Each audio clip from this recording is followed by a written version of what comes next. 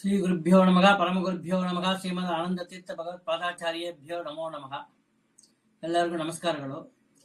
ನಾವು ಮಧ್ವ ವಿಜಯದಲ್ಲಿ ಒಂದೊಂದು ಶ್ಲೋಕದನು ಹೆಂಗ ಪದಚ್ಛೇದ ಮಾಡಬೇಕು, ಹೆಂಗ ಅನ್ವಯ ಮಾಡಬೇಕು, ಹೆಂಗ ಉಚ್ಚಾರಣ ಮಾಡಬೇಕು ಹಂಗಂಬುದನ್ನ ನೋಡ್ತಾ ಬರ್ತಾ ಇದ್ದೆವು.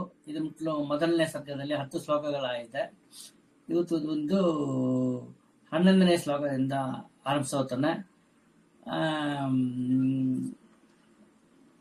ಶ್ರೀ ಗುರುಭ್ಯೋ ನಮಃ ಪರಮಗುರುಭ್ಯೋ ನಮಃ ಶ್ರೀಮದ್ ಆನಂದ ತೀರ್ಥ ಭಗವತ್ಪಾದಾಚಾರ್ಯೇಭ್ಯೋ ನಮೋ ನಮಃ. ಎಲ್ಲರಿಗೂ ಮತ್ತೊಮ್ಮೆ ನಮಸ್ಕಾರಗಳು. ಕರ್ಮಾಣಿ ಕುರ್ವನ್ ಪರಮಾದ್ಭುತಾನಿ ಸವಾಸು ದೈವೀಸು ಸಭಾಜಿತಾನಿ ಸುಗ್ರೀವ ಮಿತ್ರಂ ಸ ಜಗತ್ ಪವಿತ್ರಂ ರಮಾಪತಿಂ ರಾಮತನುಂ ದದರ್ಶ. ಪರಮ ಅದ್ಭುತಾನಿ ದೈವೀಷು ಸಭಾಸು ಸಭಾಜಿತಾನಿ ಕರ್ಮಾಣಿ ಕುರ್ವನ್ ಸುಗ್ರೀವ ಮಿತ್ರಂ ಸಹ ಜಗತ್ಪವಿತ್ರಂ ರಾಮತನುಂ ರಮಾಪತಿಂ ದದರ್ಶ. ಹೀಗಿದೆ. ಸೊ ಅರ್ಥದ ಕಡೆ ಗಮನ ಕೊಡೋಣ.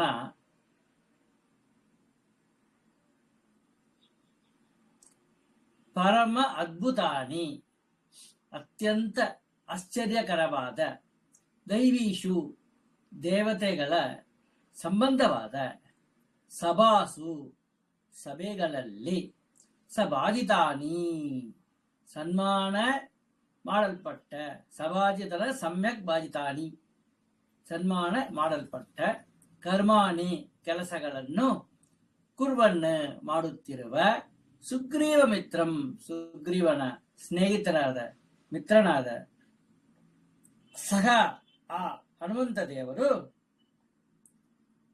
ಜಗತ್ ಲೋಕದಲ್ಲಿ ಪವಿತ್ರಂ ಶುದ್ಧನಾದ, ರಾಮತನುಂ ಶ್ರೀರಾಮನ ಸ್ವರೂಪವುಳ್ಳ, ರಮಾಪತಿಂ ರಮ ಅಂದ್ರೆ ಲಕ್ಷ್ಮೀಪತಿಯಾದ ಶ್ರೀರಾಮಚಂದ್ರ ದೇವರನ್ನು ದದರ್ಶ ನೋಡಿದರು. ತಾತ್ಪರ್ಯ ಹೆಂಗಿದೆ? ಹನುಮಂತ ದೇವರ ಕಾರ್ಯವು ಅತ್ಯಂತ ಆಶ್ಚರ್ಯಕರವಾದುದು, ದೇವತೆಗಳ ಸಭೆಗಳಲ್ಲಿ ಹೊಗಳಪಟ್ಟದು. ಅಂತಹ ಕಾರ್ಯಗಳನ್ನು ಮಾಡುತ್ತಿರುವ ಆ ಹನುಮಂತ ದೇವರು ವಾಲಿಗೆ ತಮ್ಮ ಸುಗ್ರೀವನ ಸ್ನೇಹಿತರಾದರು. ಅವರು ಜಗತ್ತಿನಲ್ಲಿ ಪರಿಶುದ್ಧನಾದ ದಶರಥನ ಮಗ ಶ್ರೀರಾಮಚಂದ್ರನಾಗಿ ಅವತರಿಸಿರುವ ಶ್ರೀಮನ್ನಾರಾಯಣನನ್ನು ಋಷ್ಯಮುಖ ಪರ್ವತದಲ್ಲಿ, ಋಷ್ಯಮುಖ ಎಂಬ ಹೆಸರುಳ್ಳ ಪರ್ವತದಲ್ಲಿ ನೋಡಿದರು. ದದರ್ಶ ಅಂದ್ರೆ ನೋಡಿದರು. ಅದನ್ನ 12ನೇ ಶ್ಲೋಕ ಹೆಂಗದ? ಪಾದಾರವಿಂದ ಪ್ರಣತೋ ಹರೇಂದ್ರಸ್ ತದಾ ಮಹಾಭಕ್ತಿ ಭರಾಭಿನುನ್ನಃ ಅಗ್ರಾಗಿ ಪದ್ಮೋದರ ಸುಂದರಾಭ್ಯಾಂ ದೌರ್ಭ್ಯಾಂ ಪುರಾಣೇನ ಸ ಪುರುಷೇಣ. ಅನ್ವಯ ಹಿಂಗ ನೋಡಬೇಕು. ತದಾ ಮಹಾಭಕ್ತಿ ಭರಾಭಿನುನ್ನಃ ಪಾದಾರವಿಂದ ಪ್ರಣತಃ ಸಹ ಹರೀಂದ್ರ ಪುರಾಣೇನ ಪೂರುಷೇಣ ಪದ್ಮೋದರ ಸುಂದರಾಭ್ಯಾಂ ದೌರ್ಭ್ಯಾಂ ಅಗ್ರಾಹಿ. ತದಾ ಆಗ ಮಹಾಭಕ್ತಿ ಹೆಚ್ಚು ಭಕ್ತಿ ಎಂಬ ಬರಹ ಭಾರದಿಂದ, ಹೆಚ್ಚಾದ ಭಕ್ತಿಯೇ ಒಂದು ಭಾರದಿಂದ, ಅಭಿನುನ್ನಃ ಹೆಚ್ಚಾಗಿ ಪ್ರೇರಿಸಲ್ಪಟ್ಟ, ಪಾದಾರವಿಂದ ಕಮಲದಂತಿರುವ ಪಾದಗಳಲ್ಲಿ ಪ್ರಣತಃ ನಮಸ್ಕಾರ ಮಾಡಿದ ಹರೀಂದ್ರ ಕಪಿಗಳಲ್ಲಿ ಶ್ರೇಷ್ಠರಾದ ಸಹ ಆ ಹನುಮಂತ ದೇವರು ಪುರಾಣ ಅಂದ್ರೆ ಅನಾದಿ ಕಾಲದಿಂದ ಅನಾದಿಯಾದ, ಪುರುಷೇಣ ಪೂರ್ಣ ಷಡ್ಗುಣನಾದ ಶ್ರೀರಾಮನಿಂದ, ಪದ್ಮೋದರ ಸುಂದರಾಭ್ಯಾಂ ತಾವರೆ ಹೂವಿನ ಒಳಭಾಗದಂತೆ, ಲೋಟಸ್ ತಾಮರೆ ಪೂ ತಮಿಳಲ್ಲಿ ಹೇಳ್ತಾರೆ, ಇಂಗ್ಲಿಷ್ ಲೋಟಸ್ ಹೇಳ್ತಾರೆ. ತಾವರೆ ಹೂವಿನ ಒಳಭಾಗದಂತೆ ಮನೋಹರವಾದ, ದೌರ್ಭ್ಯಾಂ 2 ತೋಳುಗಳಿಂದ, ಅಗ್ರಾಹಿ ಹಿಡಿದು ನಮಸ್ಕಾರ ಮಾಡಿದ ಹನುಮಂತ ದೇವರನ್ನ ಅವರು 2 ಭುಜಗಳನ್ನು ಹಿಡ್ಕೊಂಡು ಎಬ್ಬಿಸಿದರು. ಮೇಲೆ ಎತ್ತಿ ನಿಲ್ಲಿಸಿದರು. ತಾತ್ಪರ್ಯ ಹೆಂಗಂದ್ರೆ ಹನುಮಂತ ದೇವರು ಆ ರಾವಣನ ನೋಡಿ ಅತ್ಯಂತ ಭಕ್ತಿ ಎಂಬ ಹೊರೆಯಿಂದ ಬಗ್ಗಿ, ಹೊರೆಯಿಂದ ಅಂದ್ರೆ ಭಾರದಿಂದ ಅಂತ ಅರ್ಥ, ಬಗ್ಗಿ ಪದ್ಮದಂತಿರುವ ಅವನ ಕಾಲಿಗೆ ನಮಸ್ಕಾರ ಮಾಡಿದರು. ಆಗ ಅನಾದಿ ಪುರುಷನಾದ ಶ್ರೀರಾಮನು ತಾವರೆ ಹೂವಿನ ಒಳಭಾಗದಂತೆ ರಮ್ಯವಾದ ತನ್ನ ಕೈಗಳಿಂದ ಭಾರವಾದ ಹೊರೆಯನ್ನು ಹೊತ್ತಿರುವುದರಿಂದ ಬಗ್ಗಿದ ಮನುಷ್ಯನನ್ನು ಎತ್ತುವಂತೆ ಆ ಹನುಮಂತ ದೇವರನ್ನು ಮೇಲಕ್ಕೆ ಎತ್ತಿದನು. ಹೊರೆಯಿಂದ ಭಾರವಾದ ಹೊರೆಯನ್ನು ಹೊತ್ತಿರುವುದರಿಂದ ಅಧಾರ್ಯ ಸಾಲಾವಲಿ ಧಾರಣೇನ ವ್ಯಾಪಾದಿತೇಂದ್ರ ಪ್ರಭವೇಣ ತೇನ ಪ್ರಾದ್ಯೋತನಿ ಪ್ರೀತಿಕೃತಾನಿ ಕಾಮಂ ಮಧುದ್ವಿಷ ಸಂದಿದಿಸೆ ಸವೀರಃ. ಅಧಾರ್ಯ ಸಾಲಾವಲಿ ಧಾರಣೇನ ವ್ಯಾಪಾದಿತೇಂದ್ರ ಪ್ರಭವೇಣ ನಿಕಾಮಂ ಪ್ರಾದ್ಯೋತನಿ ಪ್ರೀತಿ ಕೃತ ಮಧುದ್ವಿಷ ತೇನ ವೀರಃ ಸಹ ಸಂದಿದಿಸೆ. ಅರ್ಥದ ಕಡೆ ಗಮನ ಮಾಡೋಣ. ಅಧಾರ್ಯ ಸೀಲಲಾಗದ, ಕಟ್ ಮಾಡಲಿಕ್ಕೆ ಮುಡಿದು. ಸಾಲಾವಳಿ ಸಾಲವೆಂಬ ಮರಗಳ ಸಾಲಿನ, ಸಾಲಿಂದ ಲಯನ್, ಒಂದು ಲಯನ್ಲಿ 7 ಸಾಲಗಳು ಇದೆ. ಸಾಲಾವಳಿ ಸಾಲವೆಂಬ ಮರಗಳ ಸಾಲಿನ ಧಾರಣೆಯನ ಸಿಲುವಿಕೆಯುಳ್ಳ ವ್ಯಾಪಾದಿತ ಕೊಳ್ಳಲ್ಪಟ್ಟ ಇಂದ್ರ ಪ್ರಭವೇನ ಇಂದ್ರನ ಮಗನಾದ ವಾಲಿಯುಳ್ಳ ನಿಕಾಮಂ ಬಹಳವಾಗಿ ಪ್ರಾದ್ಯೋತನಿ ಸೂರ್ಯನ ಮಗನಾದ ಸುಗ್ರೀವನಿಗೆ ಪ್ರೀತಿಕೃತ ಸಂತೋಷವನ್ನು ಉಂಟು ಮಾಡಿದ ಮಧುದ್ವಿಷ ಮಧುವೆಂಬ ದೈತ್ಯನ ಶತ್ರುವಾದ ತೇನ ಆ ರಾಮನಿಂದ ವೀರಃ ಪರಾಕ್ರಮಶಾಲಿಯಾದ ಸಹ ಆ ಹನುಮಂತ ದೇವರು ಸಂದಿದಿಸೆ ಸೀತೆಯನ್ನು ಹುಡುಕಲು ಕಳುಹಿಸಲ್ಪಟ್ಟರು.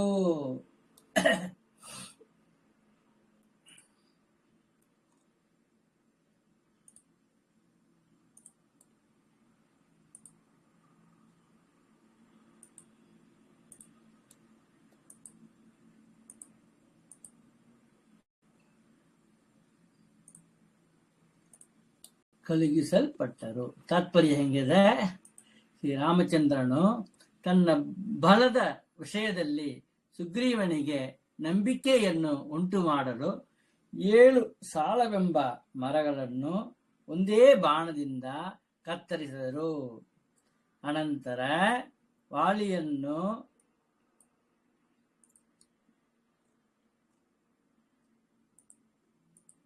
ಕೊಂದು ಆ ಸುಗ್ರೀವನಿಗೆ ಸಂತೋಷವನ್ನು ಉಂಟು ಮಾಡಿದನು. ಮಧು ದೈತ್ಯನನ್ನು ಕೊಂದ ಅರ್ಥಾತ್ ಸಂಹಾರ ಮಾಡಿದ ಅಂತಹ ಶ್ರೀರಾಮನು ಸೀತೆಯನ್ನು ಹುಡುಕುವುದಕ್ಕಾಗಿ ಹನುಮಂತ ದೇವರನ್ನು ಕಳುಹಿಸಿಕೊಟ್ಟನು.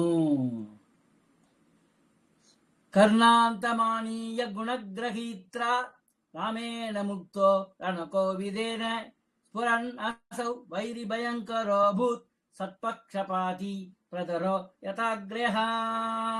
ಅನ್ವಯ ಹಿಂಗ ಮಾಡ್ಬೇಕು.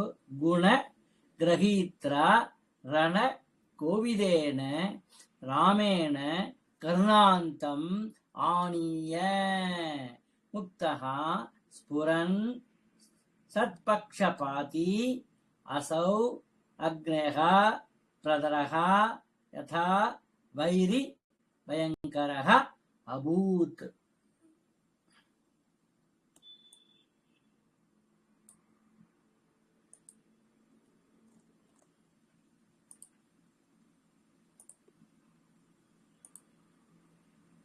ಅರ್ಥದ ಕಡೆ ಗಮನಿಸೋಣ.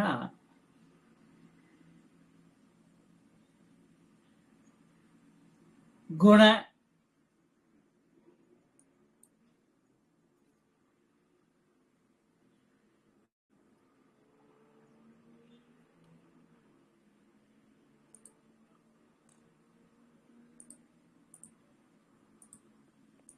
ಗುಣ ಅಂದರೆ ಪರಾಕ್ರಮಾದಿ ಗುಣಗಳನ್ನು, ಅರ್ಥಾತ್ ಬಿಲ್ಲಿನ ಹಗ್ಗವನ್ನು, ಬಿಲ್ಲಿದ ಹಗ್ಗವನ್ನು, ಗುಣ ಅಂದ್ರೆ ಧಾರಕನು ಗುಣ ಅಂತ ಹೆಸರು, ಪರಾಕ್ರಮಾದಿ ಗುಣಗಳಿಗೂ ಗುಣಗಳ್ತಾನ.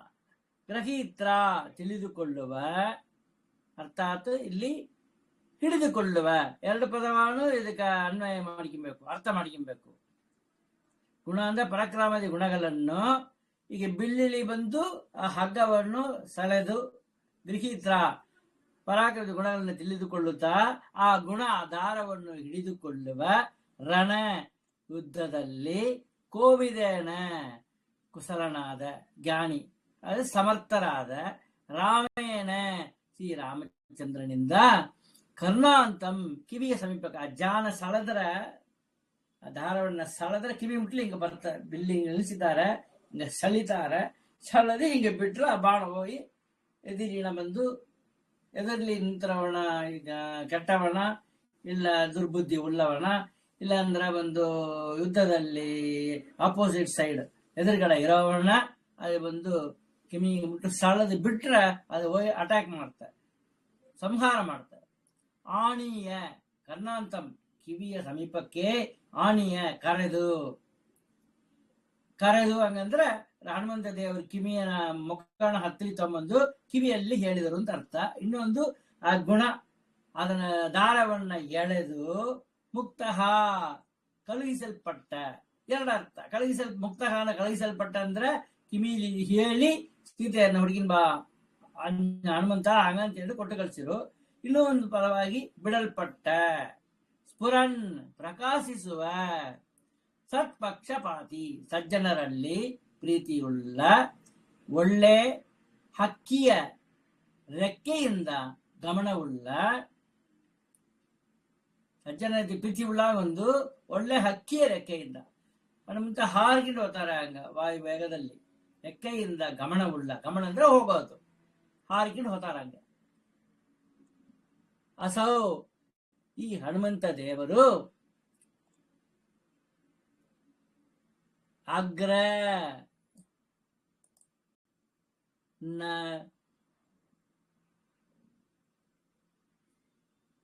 ನರಶ್ರೇಷ್ಠವಾದ ಪ್ರತರಹ ಬಾಣದಂತೆ, ವೈರಿ ಶತ್ರುಗಳಿಗೆ, ಭಯಂಕರ ಭಯವನ್ನು ಉಂಟು ಮಾಡುವವ, ಅಭೂತು ಉಂಟು ಮಾಡುವವನಾಗಿ, ಅಭೂತು ಆದರು. ತಾತ್ಪರ್ಯ ಯುದ್ಧದಲ್ಲಿ ಚತುರನಾದ ಯೋಧನು, ಸೋಲ್ಜರ್ ಸಿಪಾಯಿ, ಹೋದನು ಬಿಲ್ಲಿಗೆ ಬಾಣವನ್ನು ಹೂಡಿ ಅದರ ವೇಗವನ್ನು ಹೆಚ್ಚಿಸಲು ಹಗ್ಗವನ್ನು ಕಿವಿಯವರೆಗೆ ಎಳೆದು ಬಾಣವನ್ನು ಬಿಡುವನು. ಹದ್ದಿನ ರೆಕ್ಕೆಯಿಂದ ವೇಗವಾಗಿ ಹೋಗುವ ಶ್ರೇಷ್ಠವಾದ ಆ ಬಾಣವು ಹೊಳೆಯುತ್ತಾ ಶತ್ರುಗಳಿಗೆ ಭಯವನ್ನು ಉಂಟು ಮಾಡುವುದು. ಹಾಗೆಯೇ ಹನುಮಂತ ದೇವರ ಗುಣಗಳನ್ನು ತಿಳಿದ ಆ ರಾಮನು ಅವರನ್ನು ಕಿವಿಯ ಬಳಿಗೆ ಕರೆದನು. ಗುಟ್ಟಾಗಿ ಸೀತೆಗೆ ಹೇಳತಕ್ಕ ರಹಸ್ಯವಾಗಿ, ಗುಟ್ಟಾಗಿಂದ ರಹಸ್ಯವಾಗಿ ಸೀತೆಗೆ ಹೇಳತಕ್ಕ ಮಾತನ್ನು ಹೇಳಿ ಮುದ್ರೆ ಉಂಗುರವನ್ನು ಕೊಟ್ಟು ಕಳುಹಿಸಿದನು. ಸಜ್ಜನರಲ್ಲಿ ಪ್ರೀತಿಯುಳ್ಳ ಅವರು ವಿರಾಜಿಸುತ್ತ ಶತ್ರುವಾದ ರಾವಣನ ಹತ್ತಿರ ಹೋಗಿ ಅವನಿಗೆ ಭಯವನ್ನು ಉಂಟು ಮಾಡಿದರು. ಎಂದರೆ ಹನುಮಂತ ದೇವರು ರಾಮನಿಗೆ ಬಾಣದಂತೆ ಬೆಂಬಲಿಗರಾಗಿ ಇದ್ದರು ಎಂದು ಭಾವ. ಹಿಂಗ ಅರ್ಥ ಮಾಡ್ಕೊಬೇಕು ಹಂಗಂತ ಹೇಳ್ತಾರೆ. ಗೋಭಿಸ್ಸಮಾನಂದಿತ ರೂಪ ಸೀತಃ ಸ್ವಬನ್ಹಿ ನಿರ್ದಗ್ಧ ಫಲಾಸಿರಾಸಿಹಿ ಅಹೋ ಹನುಮನ್ನವವಾರಿದೋಸೌ ತೀರ್ಣಾಂಬುಧಿರ್ವಿಷ್ಣು ಪದೇನ ನಾಮ. ಅನ್ವಯ ಹಿಂಗ ಮಾಡ್ಕೊಬೇಕು. ಗೋಭಿಹಿ ಸಮಾನಂದಿತ, ಸಮಾನಂದಿತ ಅಂದ್ರೆ ಸಮ್ಯಕ್ ಆನಂದಿತ, ಚೆನ್ನಾಗಿ. ರೂಪಸೀತಃ ಸ್ವಬನ್ಹಿ ನಿರ್ದಗ್ಧ ಫಲಾಸಿರಾಸಿಹಿ ಅಸೌ ಹನುಮನ್ ನವವಾರಿದಃ ತೀರ್ಣ ಅಂಬುದಿಹಿ ವಿಷ್ಣುಪದೇ ನನಾಮ. ಅರ್ಥದ ಕಡೆ ಗಮನ ಕೊಡೋಣ. ಗೋಭಿಹಿ, ಗೋಭಿಯಿಂದ ಮಾತುಗಳಿಂದ ಅಂತ ಒಂದು ಅರ್ಥ. ಇನ್ನೊಂದು ಅರ್ಥ ನೀರಿನಿಂದ, ಸಮಾನಂದಿತ ಸಮ್ಯಕ್ ಆನಂದಿತ ಸಂತೋಷಗೊಳಿಸಲ್ಪಟ್ಟ ರೂಪಸೀತಃ ಸೀತ ಆಕೃತಿ ಉಳ್ಳ ಸಂತೋಷಗೊಳಿಸಲ್ಪಟ್ಟ ಆಕೃತಿಯುಳ್ಳ ಸಸ್ಯಗಳುಳ್ಳ ಸ್ವ ತನ್ನ ಬನ್ಹಿ ಬಾಲದ ಬೆಂಕಿಯಿಂದ ನಿರ್ದಗ್ಧ ನಿತರಾಂ ದಗ್ಧ ದಗ್ಧನು ಸುಡೋದು ನಿರ್ದಗ್ಧ ನಿತರಾಂ ದಗ್ಧ ಚೆನ್ನಾಗಿ ಸುಡಲ್ಪಟ್ಟ ಫಲಾಸಿ ಮಾಂಸವನ್ನು ತಿನ್ನುವ ರಾಕ್ಷಸರ ರಾಸಿಹಿ ಸಮೂಹವುಳ್ಳ ತನ್ನ ಮಿಂಚಿನ ಬೆಂಕಿಯಿಂದ ಹಂಗೆ ಹೊಳೆಯುತ್ತಾ ಇತ್ತು ಅಂತ. ತನ್ನ ಮಿಂಚು ಬಂದ್ರೆ ಹೆಂಗ ಹೆಂಗ ಇದು ಮಾಡ ಗಿಡನವೇ ಪೊಸಕಿಡೋದ ಹಂಗೆ. ಒಂದು ಹತ್ತಿಲಿ ಒಂದು ಬೆಂಕಿ ಕಿಡು ತಾಕಿದ್ರೆ ಆ ಕಿಡು ತಾಕಿದ್ರೆ ಒಡನೆ ಅದು ಭಸ್ಮ ಇಡೋದು, ಅದೇ மாதிரி ಬೂದಿ ಮಾಡಿಡೋದು ಅಂತೆ. ತನ್ನ ಮಿಂಚಿನ ಬೆಂಕಿಯಿಂದ ಸುಡಲ್ಪಟ್ಟ ಮರಗಳ ಸಮೂಹವುಳ್ಳ ಅಸೌ ಈ ಹನುಮಂತ ದೇವರೆಂಬ ನವ ಹೊಸ ಪಾರಿದಹ ಮೋಡವು ತೀರ್ಣಾಂಬುದಿಗಿ ತೀರ್ಣ ಅಂದ್ರೆ ದಾಟೋದು, ಅಂಬುದಿಗಿಲಿ ಸಮುದ್ರ, ತೀರ್ಣ ಅಂಬುದಿಗಿ ದಾಟಲ್ಪಟ್ಟ ಸಮುದ್ರ ಉಳ್ಳದ್ದಾಗಿ ವಿಷ್ಣು ಪದೇ ನಾರಾಯಣ ರೂಪಿಯಾದ ರಾಮನ ಕಾಲಿನಲ್ಲಿ ಅರ್ಥಾತ್ ಆಕಾಶದಲ್ಲಿ ನನಾಮ ಚೆನ್ನಾಗಿ ನಮಸ್ಕರಿಸಿತ್ತು, ಅಡಗಿ ಹೋಯಿತು. ಅಹೋ ಆಶ್ಚರ್ಯ ಅಲ್ಲವ ಇದು? ತಾತ್ಪರ್ಯ ನೋಡೋಣ.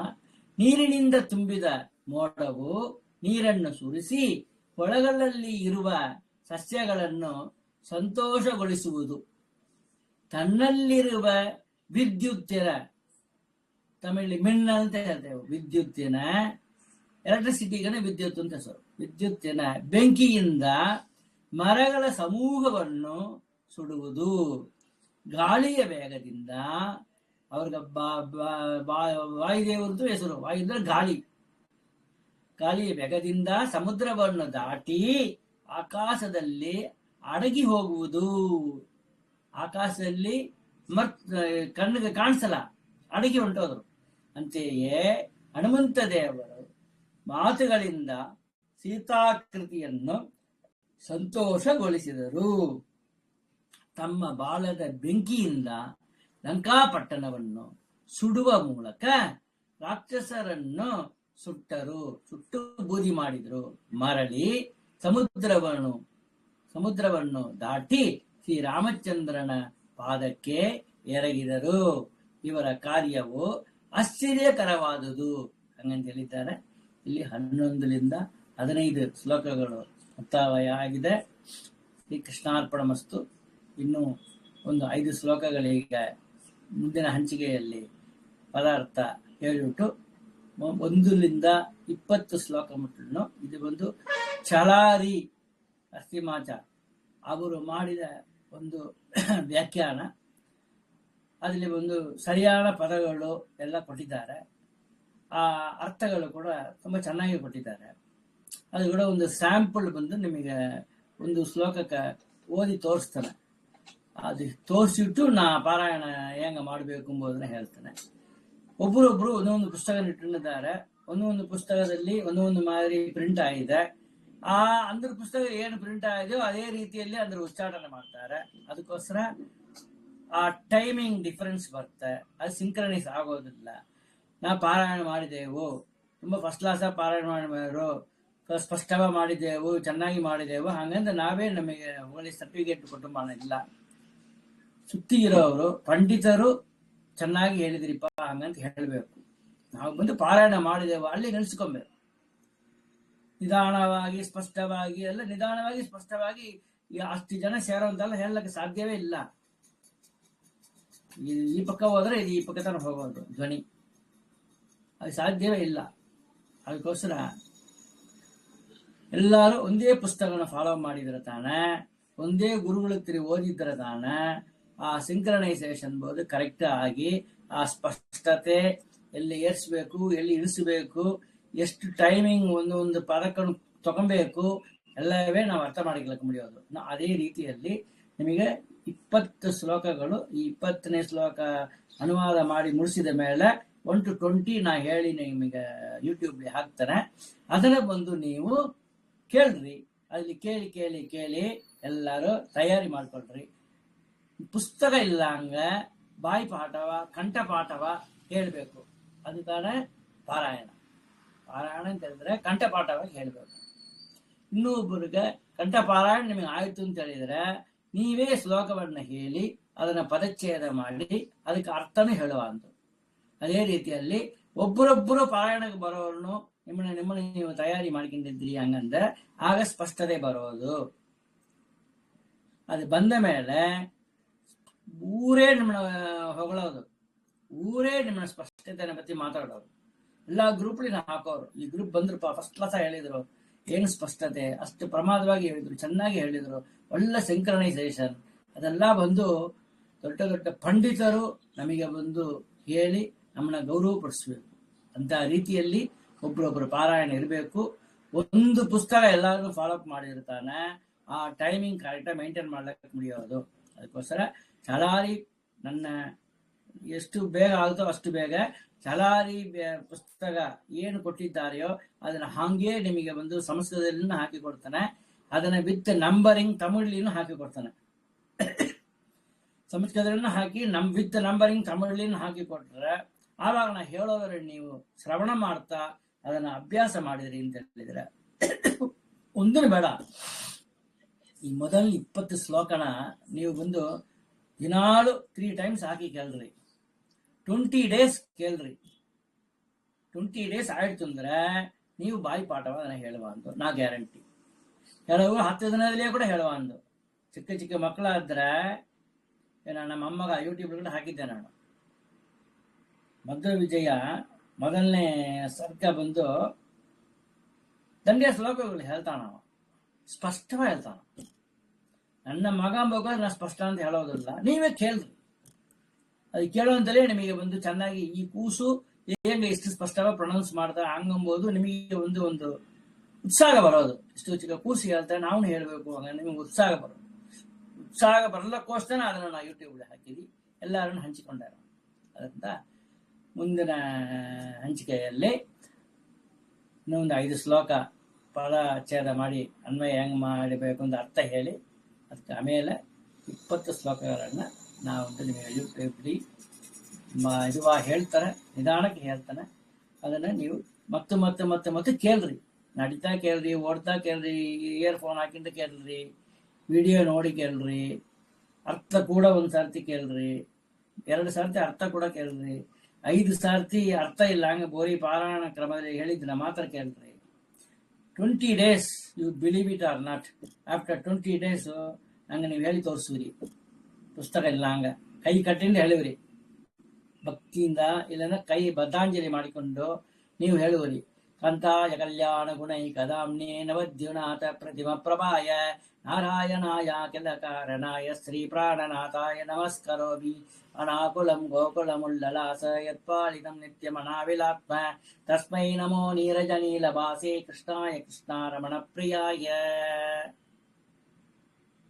ಈಗ ನೀವು ಪುಸ್ತಕ ಇಲ್ಲ ಹಂಗ 20 ಶ್ಲೋಕಗಳನ್ನು 20 ದಿನ ಒಳಗ ನೀವು ಬೈಗಾಟ್ ಮಾಡುವಂತ. ಇನ್ನು ನಿಮಗೆ ತಾಕತ್ತು ಇದ್ರೆ, ಒಳ್ಳೆ ಪುರುಷತ್ವ ಇದ್ರೆ, ಒಳ್ಳೆ ನಾಲೆಡ್ಜ್ ಇದ್ರೆ, ನಿಮಗೆ ಒಳ್ಳೆ ರುಚಿ ಇದ್ರೆ ತೀರ್ಮಾನವ ನಾ ಬೈಗಾಟ್ ಮಾಡಿ ತಿರುವೆ ಹಂಗಂತ ಹೇಳಿ ಮಾಡಿದ್ರಿ ಅಂದ್ರೆ 1 ವರ್ಷ ಕಾಲದ ಒಳಗ ಪುಸ್ತಕ ಇಲ್ಲಂಗ 16 ಸರ್ಕೊಂಡು ನೀವು ಕಂಠ ಪಾಡುವ ಪುಸ್ತಕ ಇಲ್ಲಂಗ ಹೇಳುವ ಅಂದು.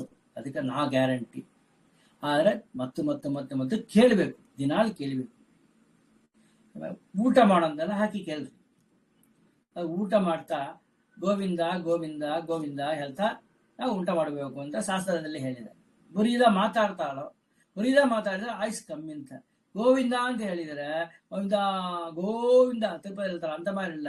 ಗೋವಿಂದ ಗೋವಿಂದ ಗೋವಿಂದ ಗೋವಿಂದ ಗೋವಿಂದ ಗೋವಿಂದ ಗೋವಿಂದ ಗೋವಿಂದ ಗೋವಿಂದ ಗೋವಿಂದ ಗೋವಿಂದ ಗೋವಿಂದ ಇದೇ ಮರಿ ಮೂರು ಸೇರಿಸಿ ಶ್ರೀರಾಮ ರಾಮ ರಾಮೇತಿ ರಮೇ ರಾಮೇ ಮನೋರಮೇ ಅಂತ ಎಲ್ಲ ಮೇಲೆ ಗೋವಿಂದ ಗೋವಿಂದ ಗೋವಿಂದ ಗೋವಿಂದ ಗೋವಿಂದ ಗೋವಿಂದ.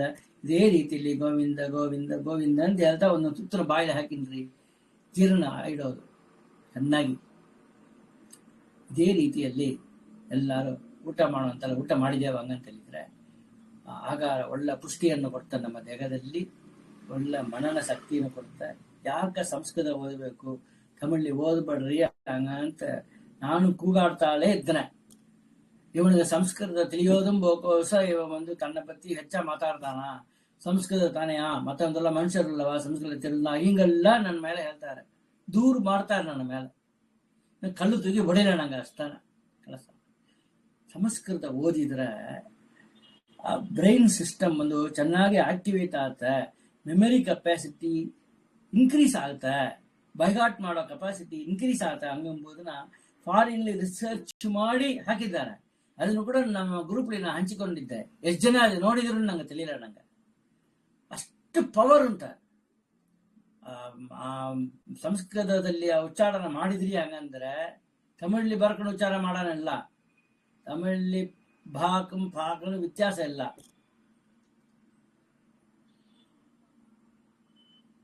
ಕೆಲವರು ಕರೆಕ್ಟ ಹೇಳ್ತಾರ, ಕೆಲವೊಂದು ಕರೆಕ್ಟ ಹೇಳಕ್ ಮುಡ್ಲ, ಅಂತ ತಪ್ಪಿಲ್ಲ. ಅದ್ರ ಭಾಷೆ ತಿಳಿಲ್ಲ, ಭಾಷೆ ತಿಳಿದಿರ್ತಾರೆ ನೀವು ಒಂದು ಅದನ್ನು ಸರಿಯಾಗಿ ಉಚ್ಚಾರಣ ಮಾಡ್ಲಕ್ ಮುಡಿಯೋದು.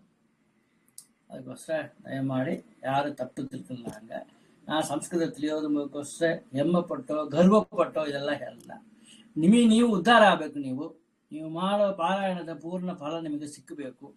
ಅಂತ ಪೂರ್ಣ ಫಲ ನಿಮಗೆ ಸಿಕ್ಕಬೇಕು ಅಂದ್ರೆ ನೀವು ಸಂಸ್ಕೃತ ಕಲಿಯಬೇಕು ಅಷ್ಟೇ. ಫ್ರೀಯಾಗಿ ಹೇಳಿಸಿಕೊಡ್ತಾನೆ, ಕಲ್ತನ್ರಿ. 60ನೇ ವಯಸ್ಸಲ್ಲಿ ನಾ ಕನ್ನಡ ಓದಾಕ ಬರೆಯಾಕ ಕಲ್ತಂಡು 23 ಪುಸ್ತಕ ಟ್ರಾನ್ಸ್ಲೇಟ್ ಮಾಡಿಬಿಟ್ಟೆ. ಇನ್ನು ಒಂದು 7 ಪುಸ್ತಕ ಮಾಡ್ತಾ ಇದ್ದಾನೆ. ಇನ್ನು ಒಂದು 2.5 ತಿಂಗಳೊಳಗ 30 ಪುಸ್ತಕ ಟ್ರಾನ್ಸ್ಲೇಟ್ ಮಾಡಿಬಿಡ್ತಾನೆ. ನಾನು ಟಿವಿ ನೋಡಿ ನಾ ಕಲ್ತಂಡೆ ನಾನು ಕನ್ನಡ ಓದಾಕ.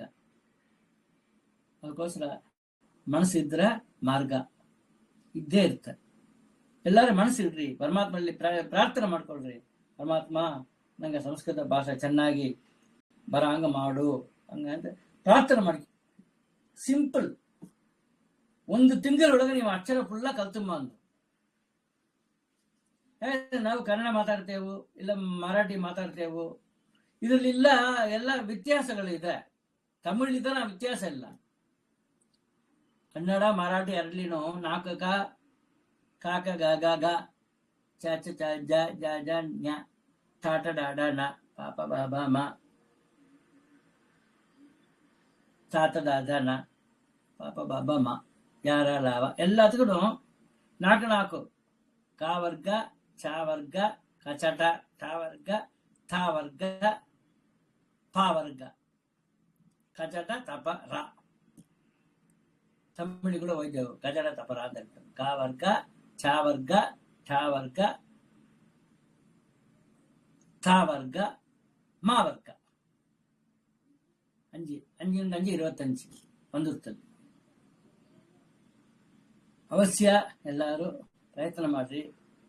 ನಾಚಿಕೆ ಬೇಕಡ, ಲಜ್ಜೆ ಬೇಡ. ಒಂದು ಭಾಷೆ ಹೊಸದಾದ ಕಲಿತೇವು. ಭಗವಂತನ ಸಮೀಪಕ್ಕೆ ಹೋಗೋದಕ್ಕೆ ಇದು ಸಂಸ್ಕೃತ. ನಮೀಗ ಆ ಕಾಲೆಲ್ಲ ಬ್ರಾಹ್ಮಿಯಿಂದ ಒಂದು ಭಾಷೆ ಆಯ್ತು, ಅದಕ್ಕೆ ಸಂಸ್ಕೃತ. ಹಿಂದಿ ಯಾರೆಲ್ಲ ತಿಳಿಯೋದು ಅಂದ್ರೆಲ್ಲ ಸುಲಭವಾಗಿ ಸಂಸ್ಕೃತ ಬಂದಿರೋದು. ತಂದೆ ಬಂದ್ರೆ ಹಿಂದಿ ಮಾತಾಡ್ತಾರೆ. ಆ ಹಿಂದಿ ಮಾತಾಡೋರಿಗೆಲ್ಲ ಸಂಸ್ಕೃತ ಹೇಳಿಸಿಕೊಡೋಣ ಬೇಡ, 1-5-6 ಅಕ್ಷರಗಳು ತಾನ ಜಾಸ್ತಿ ಆತ. ಅದನ್ನ ತೆಲುಗು ನೋಡ್ರೆ ಅಂದ್ರೆ ಚೆನ್ನಾಗಿ ಫಾಸ್ಟ್ ಕಲ್ತಮ್ಮ ಅಂದು. ಅಂದ್ರೆಲ್ಲ ಒಂದು 10 ದಿನದಲ್ಲಿ ಸಂಸ್ಕೃತ ಒಂದು ಅಕ್ಷರ ಗೂಡ್ಸಿ ಓದಲಕ್ಕ ಕಲ್ತ್ರು ಅಂದು. ಆ ಅರ್ಧಾಕ್ಷರ ಒತ್ತಕ್ಷರ ಇದೆಲ್ಲ ಕಲ್ತು ನೋಡ್ರೆ ಸಾಕು. ಹಾಗೆ ಅಕ್ಷರ ಈಸಿಯಾಗಿ ಬಂದಿರೋದು. ಸಂಸ್ಕೃತ ಕಲಿಯೋದನ್ನು ತುಂಬಾ ಈಸಿ. ಒಂದು 3 ಹಾಕ್ರಿ, ಒಂದು ಹೈಫನ್ ಹಾಕ್ರಿ, ಒಂದು ಟಿ ಹಾಕ್ರಿ, ಕ್ಯಾಪಿಟಲ್ ಟಿ, ಅದು ಆ. ಇದ್ರ ಬಗ್ಗೆ ಇನ್ನೊಂದು ಕ್ಯಾಪಿಟಲ್ ಟಿ ಸೇರಿಸ್ರಿ, ಅದು ಆ.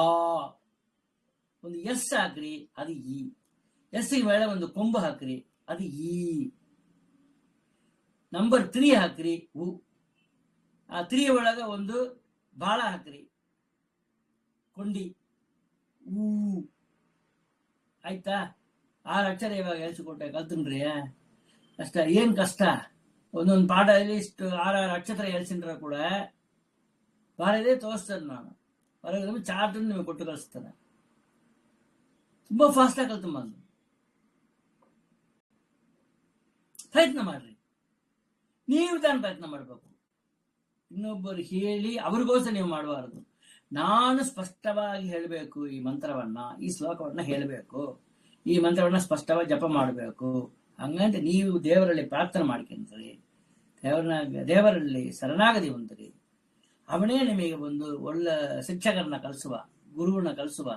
ನೀವು ಕಲಿಬಾರ್ದು, ತುಂಬಾ ಬೇಗ ಕಲಿಬಾರ್ದು. ಯಾರು ನನ್ನ ಮಾತುಗಳನ್ನ ಉದಾಸೀನ ಮಾಡಲಾಂಗ, ನನ್ನನ್ನು ಉದಾಸೀನ ಮಾಡಲಾಂಗ, ನಿಮ್ಮ ಉದ್ಧಾರಕ್ಕೋಸ್ಕರ ಹೇಳಿದ ಮಾತುಗಳು ಹಂಗಂತ ಹೇಳ್ತು ಒಂದು ಪ್ರಜ್ಞೆಯಿಂದ ಸಂಸ್ಕೃತ ಕಲೀರಿ, ಸಂಸ್ಕೃತದಲ್ಲಿಯೇ ಮಾತಾಡ್ರಿ, ಸಂಸ್ಕೃತದಲ್ಲಿಯೇ ಓದ್ರಿ, ಸಂಸ್ಕೃತದಲ್ಲಿಯೇ ಬರೀರಿ. ಎಲ್ಲರೂ ಚೆನ್ನಾಗಿ ಸುಖವಾಗಿ ಇರೋಣ, ಎಲ್ಲರೂ ದೇವರ ಅನುಗ್ರಹಕ್ಕೆ ಪಾತ್ರರಾಗೋಣ. ಹಂಗಂತ ಸರ್ವಂಸಿ ಕೃಷ್ಣಾರ್ಪಣಂ ಅಸ್ತು.